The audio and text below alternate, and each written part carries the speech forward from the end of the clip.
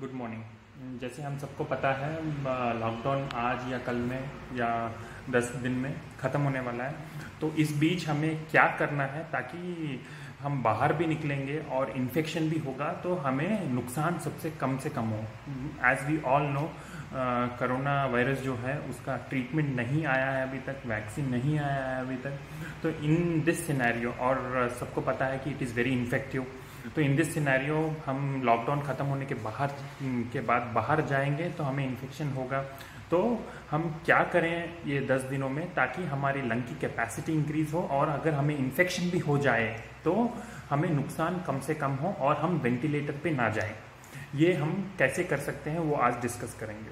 लेकिन इससे पहले ये तो रेगुलर सबको करना ज़रूरी है, लेकिन सबसे ज़्यादा इसमें ज़रूरी किसके लिए है बोले तो जिन्हें ब्रोंकियल अस्थमा है, दम्मे की बीमारी जिसे है, जिन्हें डायबिटीज़ है, शुगर की बीमारी, जिन्हें हाइपरटेंशन है, बीपी की बीमारी है, जिन्हें ओल्ड एज जैसे हैं उनको, और यही जो हाई रिस्क पेशेंट हैं जो सिगरेट पीते हैं, बीड़ी पीते हैं, सिगार पीते हैं, हुक्का पीते हैं, इन सबको हाई रिस्क ग्रुप में आएंगे ये लोग को भी लंग की एक्सरसाइज करना बहुत ज़रूरी है ताकि ये लोग अगर इन्फेक्शन भी अगर आ जाए लॉकडाउन के बाद में, अगर ये बाहर जाएंगे इन्फेक्शन भी आ गए तो ये लोग वेंटिलेटर पे ना जाए, जस्ट ऑक्सीजन सपोर्ट से इनका काम हो जाए।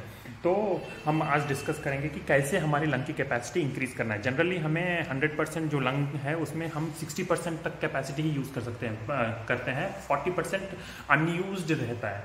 तो जो अनयूज्ड लंग है जो हम यूज़ नहीं कर पाते हैं वो कोलैप्स्ड हो जाते हैं, उसमें जो एल्वियोले हैं वो कोलैप्स रहते हैं लगभग।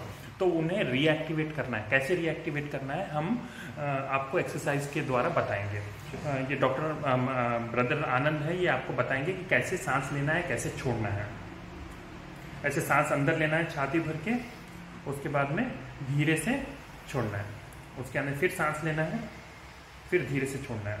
ऐसा करने से क्या होगा, जो ऊपर का पार्ट है लंग का ये एरिएट होगा, आगे पीछे और जो ऊपर है ये एरिएट होगा। लेकिन जो आगे पीछे और जो नीचे के तरफ जो लंग है आगे और पीछे, उसमें पूरा खून भरा हुआ रहेगा, इसलिए वहाँ पर एयर नहीं जाएगा। तो इसे हम कैसे बढ़ाएंगे। और दूसरी बात क्या है, जो छाती है उसमें ज़्यादातर अधिकतर हिस्सा जो सामने तरफ है उसमें हार्ट रहेगा और कम लंग रहेगा, बाकी का पूरा लंग पीछे के तरफ रहेगा। तो पीछे के तरफ के लंग को हमें सबसे ज़्यादा एरिएट करना है। तो कैसे करना है ये ब्रदर बताएंगे आप। इसे प्रोन पोजीशन बोलते हैं। प्रोन पोजीशन में जाकर हमें सांस छाती भर के लेना है ताकि ये जो पूरा लंग है ये पूरा एरिएट हो। ऐसे छाती भर के सांस लेना है और छोड़ना है। ऐसे आपको दिन में 5 बार करना है एक्सरसाइज, और हर साइकिल में जो 5 बार में हर एक साइकिल है उसमें कम से कम 3 से 5 मिनट तक एक्सरसाइज करना है। ऐसे करने से क्या होगा, लंग की कैपेसिटी बढ़ेगी, जो एल्वियोले कोलैप्स हैं वो बढ़ेगा। और एक क्या है, जब हम घर में बैठे हुए हैं तो एल्वियोले जिसमें बलगम है उसे भी बलगम बाहर निकाल के वो एल्वियोले को भी हमें एक्टिवेट करना है। तो कैसे करना है, अगर मास्क नहीं है घर में बैठे हुए हैं तो हम टी शर्ट के अंदर ही ऐसे खांसेंगे, उसके बाद में लंबा सांस लेंगे। ऐसे करने से क्या होगा, जो एल्वियोले के अंदर जो बलगम है वो बाहर आएगा और वो फिर लंबा सांस लेने से वो फूल जाएंगे गुब्बारे की तरह और लंग की कैपेसिटी इंक्रीज होगी। तो हम ऐसे उल्टा लेट के जो सांस लेंगे उसके वजह से भी लंग की कैपेसिटी, जो पीछे जो मैक्सिमम लंग है वो एरिएट होगा, सामने होगा। एंड ऐसे करने से क्या होगा, पेशेंट हाइपोक्सिया में नहीं जाएगा अगर इन्फेक्शन हो जाएगा। हाइपोक्सिया मतलब क्या, ऑक्सीजन की कमी ब्लड में, तो ये ऑक्सीजन की कमी नहीं होगी उसे, और ज़्यादातर पेशेंट वेंटिलेटर पे नहीं जाएंगे, ऑक्सीजन तक ही जाएंगे, सीमित होकर वापस आ जाएंगे।